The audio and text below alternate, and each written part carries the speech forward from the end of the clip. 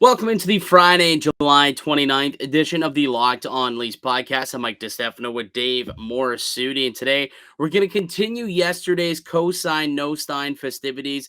And today we get into a pretty heated debate about athletes getting statues in the sports world. It's an interesting topic and debate that was sparked a couple of days ago on Overdrive. We brought it back onto the podcast here on Locked On Leafs. It should be, I think it's a little entertaining. We are on opposite ends of the spectrum. We try to tell each other the points. Should be interesting. Also talked a little bit about PK Subban and also got into the whole Johnny Toews, Patrick Kane situation as well. So all that and more on today's edition of Locked On Leafs.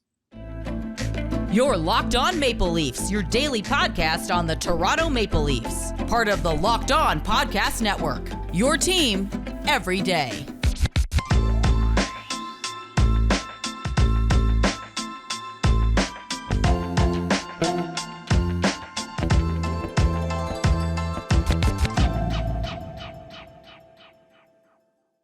All right, give me another one. All right, my next one here is not Leafs related. I'm saving my juicy one to the end, or you might just snipe it for me. We'll see. But this is more of a general NHL one, but it is Canadian hockey related. Pierre-Luc Dubois will eventually end up with the Montreal Canadiens. Cosign? Definitely going to cosign that one. I mean, he basically all but said, like, yeah, or his agent said, yeah, he wants to be in Montreal. So, I mean, this guy's going to be a free agent in 2 years. Good chance he ends up being a Montreal Canadian. They'll wait for that guy. Like, they're not going to blow all of their cap money next season.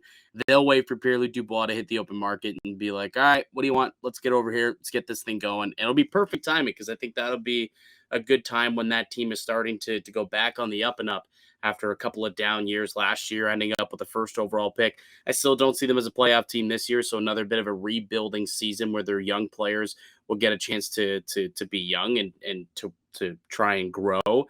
And then the year after, when they can go out and sign Pierre-Luc Dubois, I could see that happening like 2 summers from now. So I'm going to say cosign. He wants to be there.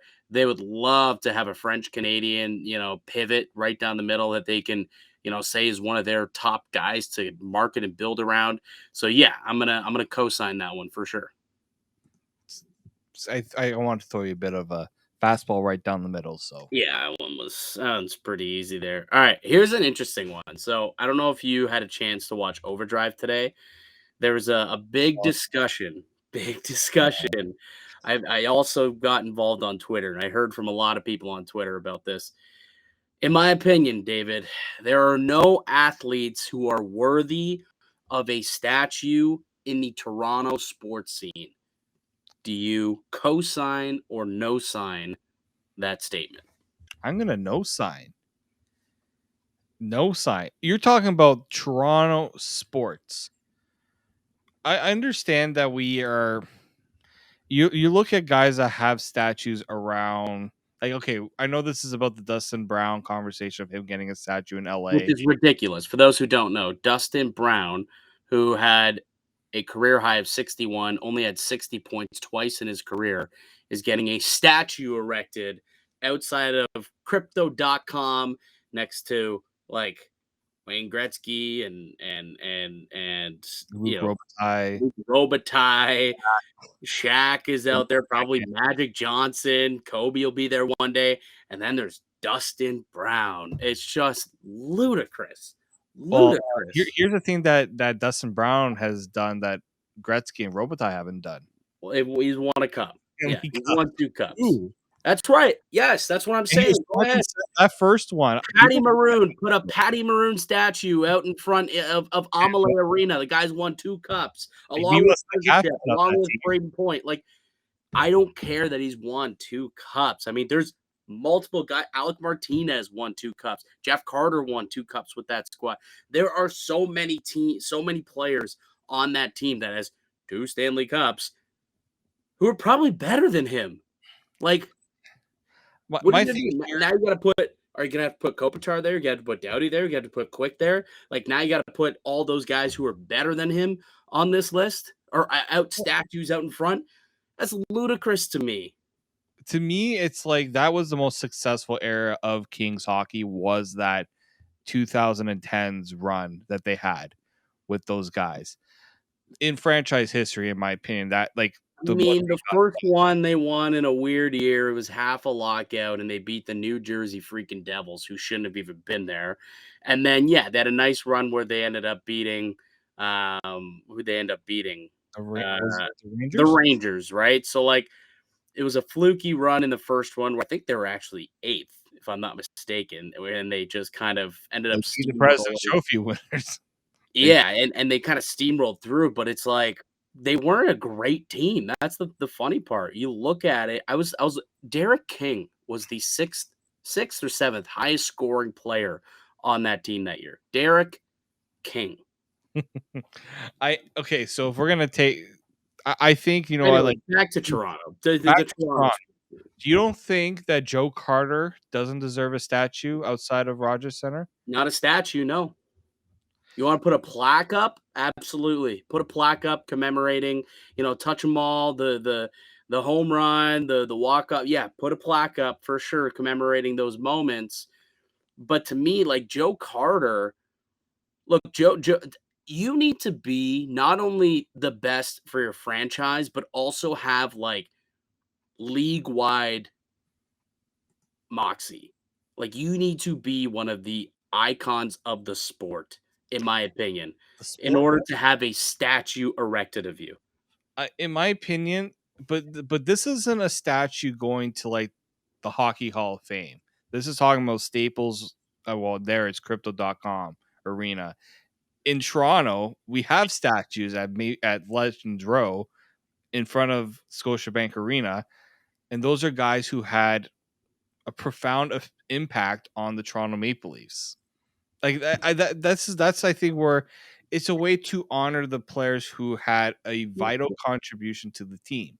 That's what you have like the level of excellence for. That's why you retire somebody's jersey. To me, a statue, like there should be like one statue of that player. And you better know that there's not going to be another guy quite like him because he's the best that will ever wear that jersey. Ever. Like that's the level of player who I believe deserves a statue. Like I guess my limitations are too high, but there's like a handful of guys in the NHL right now who even should get statues. Like eventually will McDavid get one if he continues this pace for another 10 years? He probably will get one. Crosby deserves one. Outside of those two, man, I don't know how many other guys, Ovechkin for sure, but I don't know how many other guys I would be handing out statues to in the NHL. Well, here's the thing: other places have kind of set the standard, right, for these things. I'm just trying to think of other ones. Like I do get let's say in like Napoli. I'm gonna bring in a soccer example here because soccer, it's like there's legends. So like in Napoli, Maradona would be the one to get a statue. Yeah, he deserves one. Napoli. He would deserve one. I get that. But you're going to tell me that Joe Carter has the same moxie of Maradona? No, he doesn't. But no, exactly. He has the most iconic moment, one of the most iconic moments in Toronto sports history. Yeah, I would agree, but I still don't think it's worthy of a statue. Is all I'm saying. Like moments to me shouldn't be commemorated by a statue. It should be your like the body of work as a player, your entire career is what gets you statue status. All right, guys, we're going to continue the statue debate in a moment here. But before we do, I want to talk to you about our show sponsor, and that is Built Bar. If you haven't tried Built Bar Puffs yet, you are depriving yourself of one of life's greatest joys. And guess what? There's a new flavor. Ready? Delicious, indulgent cookie dough covered in chocolate. That's right. Built has done it again. Let me introduce you to their new favorite flavor of mine, which is cookie dough chunk puffs. They have a light, chewy texture, real cookie dough chunks, and of course, they're covered in 100% real chocolate. I tried these the other day. They are fantastic. If you're a big fan of cookie dough ice cream, this is the Built Bar for you. All the joys of eating cookie dough without the hassle of making it. Plus, it's healthy for you. Cookie dough chunk puffs are only 160 calories, and they have a whopping 15 grams of protein in them. Run to built.com to snag a box for you and the family. It'll be the perfect treat, or you can find a really good hiding place and just hoard them all for yourself. Like all Built Bars, the new cookie dough chunk puff is covered in 100% real chocolate. That means they're healthy and tasty. Chocolate covered cookie dough with a light, fluffy texture. So good. And what's great about Bill is all their bars are made with collagen protein, which your body absorbs more efficiently and provides tons of health benefits. Eat something that tastes good and is good for you. You're going to love the new cookie dough chunk puff, whether you need a snack for your workout, a late night treat, or just need to grab a quick bite. Built is the perfect protein bar, and they taste better than a candy bar. Dish the calories, fat, and sugar. Grab yourself a Built Bar. And to entice you a little bit more, go to built.com, use the promo code LOCKED15 to get 15% off your order. So that's promo code LOCKED15 to get 15% off at built.com.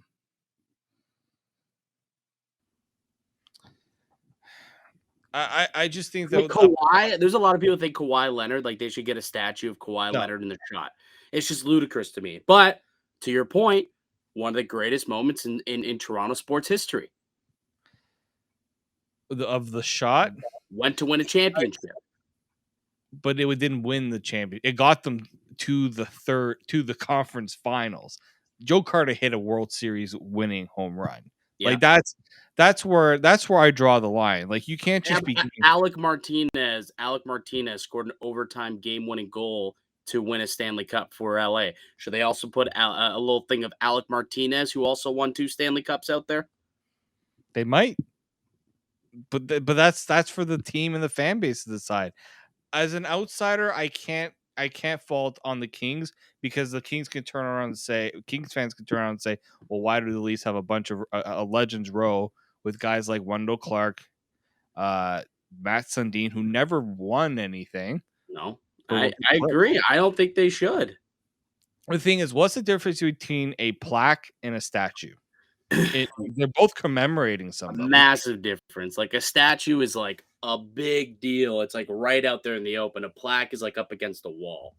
But like if you go to Scotiabank Arena, it's not like the statues are like on a big pedestal, and it's like. But that's what I'm referring to as a statue. I mean, if there's like some little thing over here, like I don't really care about that, but I'm talking about like you walk and you see this thing, you want to get pictures with this thing. It's Bobby Orr when he scores his goal, and that, you know, pose that Bobby Orr is making, like that type of statue. That's what I'm referring to. I don't think there is anybody in Toronto that deserves that type of statue. So what I like best, and maybe this goes towards your idea, is what the Yankees do with I think it's called Monument Park, where they have the list of, they have plaques, and they do have some statues, but it's mostly plaques with the guys' numbers that are retired. That would probably be what I would prefer to do. I would say if you're going to do a I think you could make the case for certain guys to get statues in the city. In my opinion, Joe Carter would be that guy, because that World Series was huge for this city, for the history of Toronto. By the way, I'm going to show you the type of thing that I'm talking about here. Okay. For those who are like listening, like this, I consider to be a statue, right? Like this is a statue. Oh, yeah. You know, like a standalone, like this is a moment, a statue of one of the greatest to ever play. And he played for our franchise, and we want to commemorate him. Like that is what I'm referring to when I say that there's nobody in Toronto sports history who deserves that. If you want to have like a Legends row where you're just celebrating like some, like a people in a but a standalone statue, there's nobody who's been good enough that deserves that type of credit here in the Toronto sports scene. I think so, at least. Like you're not gonna change my mind on it, because I'm pretty steadfast in my thing, and I'm not gonna change your mind either. Probably. I mean, people have their own opinions, and that's totally fine. But I just think, like, if we're getting to a point now where guys like Dustin Brown are getting statues, it's just ludicrous to me. Just insane. Every team, every sport's different. Like that's the thing, right? I I have no problem with honoring the past because you got to make people understand why it's important.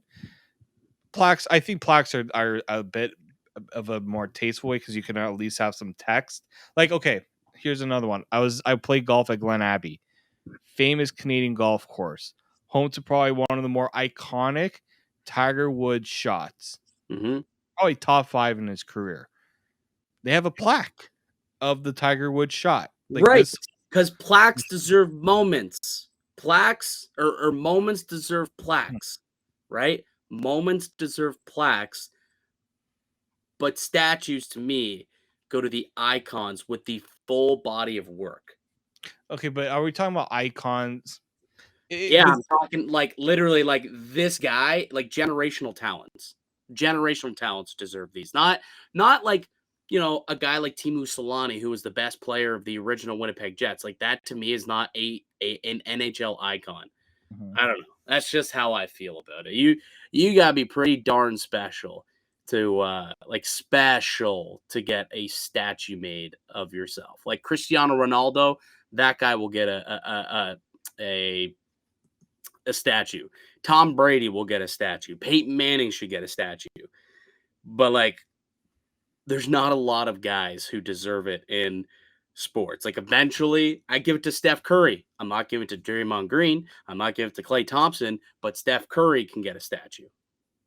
They were there for all the championships. They had just as much success, made all-star games, but only Steph Curry is the special player to me that deserves that type of recognition. You can retire their jerseys, put up a little plaque with those guys, but only Steph Curry gets the statue.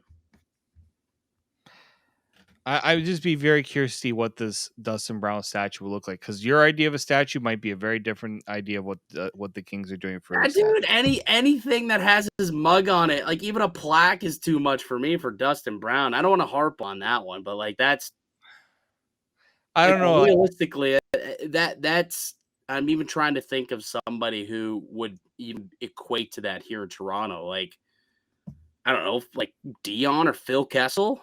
I guess they didn't win cups. The problem is they didn't win cups, but I don't. Yeah, but like Dustin Brown was an important part of that team. Like he might not have been the superstar. I had this conversation with someone else. He might not have been a superstar, but he was a vital part. He was the leader. He was the captain. Like you got to give the captain a little bit of credit there.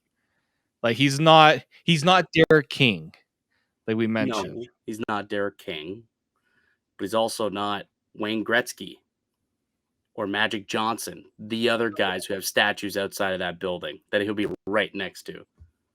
Well, he's not gonna be right next. So I'm sure they're gonna have him somewhere else. I don't know where exactly, but No, I've been there. Like I'm pretty sure they're all like right out in front of. I've never been. I can't. I've been there a couple times. They're like right out in front of the stadium. Within like there's like a big like Nokia center. There's like a massive little get together. So that's something that they've already established. Like they're not just having one statue; they have a bunch of statues. So they've already think about it. It's legitimately Wayne Gretzky, Luc Robitaille, Magic Johnson, Dustin Brown. One is not like the other, my friend. One is not like the others. Anyway, but to the city of LA, yes. So that's where I go on that. we've All done right. enough talking on this one. Let's move on. All right, my final one.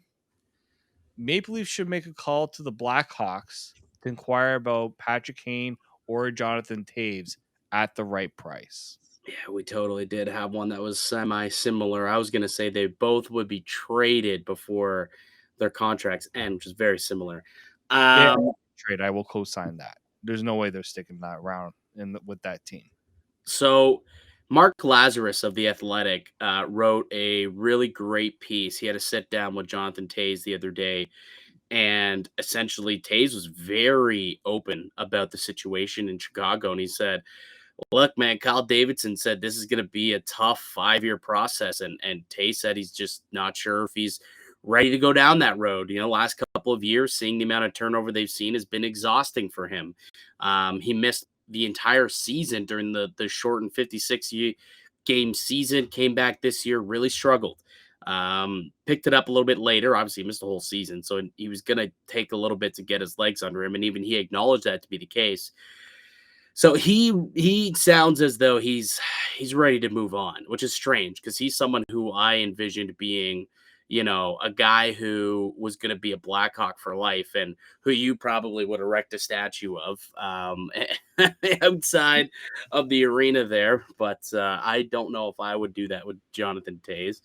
But anyways, so you're asking if the Leafs should call on one of those guys? The Leafs should inquire on one of those guys. I'm gonna no sign it. Well, okay, yes, I'll co-sign it that they should inquire because if you can get, Patrick Kane, probably not Tays at this point in his career, that's a big gamble, and he'd be coming in at 5.75 because you can only, at 50% retained, that's still nearly $6 million. And for what he is at his point in his career, I'm not sure he's any much of an upgrade on John Tavares. So, and I don't want to have a $6 million third line center, to be honest with you. So it would be Patrick Kane if there was either of them. And yeah, I'd call and inquire, hey, what's it going to take? And if they can figure out a way to make it work and there's like a palatable offer on the table, then yeah, I think you would be stupid not to acquire Patrick Kane if you can get him at a steep discount. Ultimately, I don't see it happening.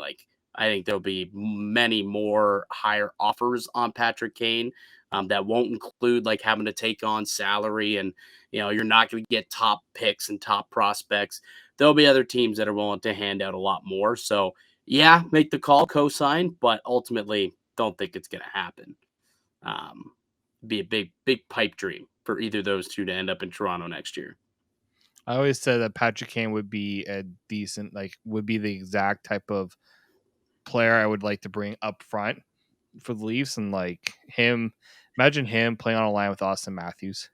Oh, you got that American connection. It'd be awesome. Don't get me wrong. I mean, and then you could drop Marner back to play with Tavares, and you could flip Nylander onto the left side and have him be with JT and Marner and keep Bunts up on the top line, or you can maybe have Bunting go down to the second line and put Nylander up top. I mean, look, it would look great on paper, but how much money?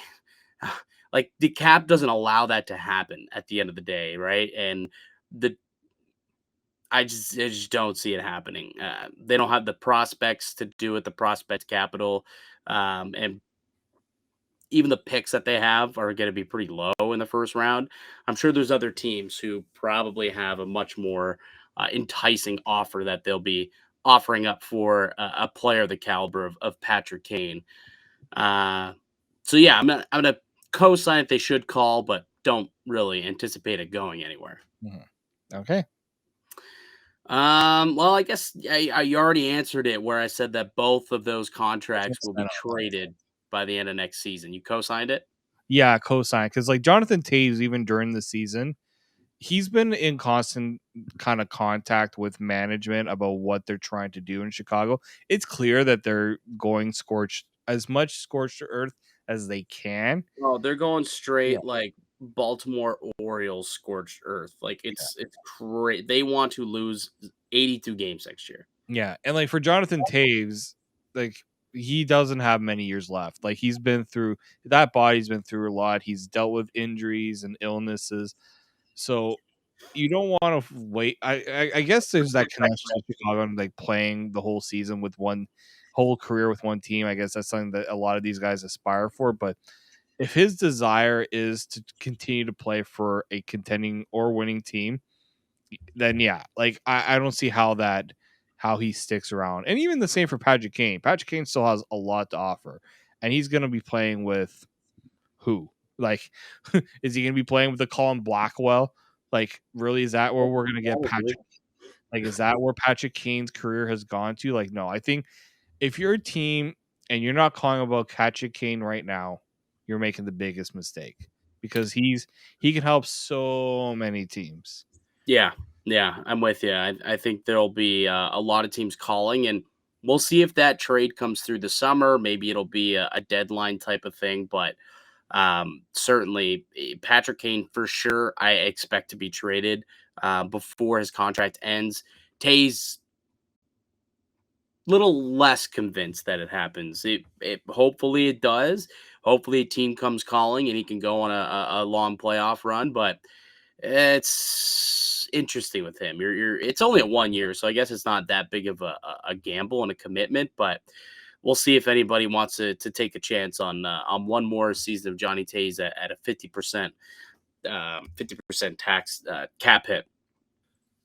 All right, Dave, I think that's going to do it for us here on today's podcast. I'd like to thank you all for listening and supporting the show. You can subscribe to the Locked On Leafs podcast on all podcast platforms and receive a daily Leafs content. Follow myself on Twitter at Mickey_Canuck. Follow Dave at D_Morassutti. Do me a favor, leave a like on this video if you're on YouTube. Also, leave a comment down below your thoughts on whether or not anyone deserves a statue in Toronto. Get in our comment section and let us know who's right. Or better yet, tell Dave he's wrong. Tell him. Let him know. All right, that does it for us. Have a great weekend, everybody, and we'll chat with you again on Monday. But until then, keep it locked right here on Locked On Leafs.